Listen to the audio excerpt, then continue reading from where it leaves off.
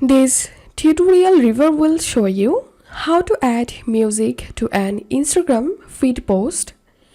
Open your Insta, tap on this plus icon at the bottom, select post, then take a photo or choose one from your phone's library.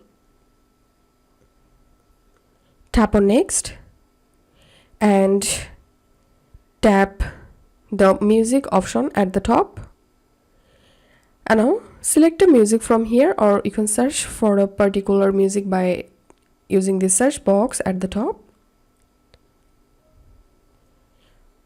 Once you selected the music, use the sliding bar at the bottom to choose which part of the song you want to play with your photo or video. Then tap on done, and that's how we can add music to an Instagram feed post. If you find this video helpful, make sure to subscribe Tutorial River. See you in the next video.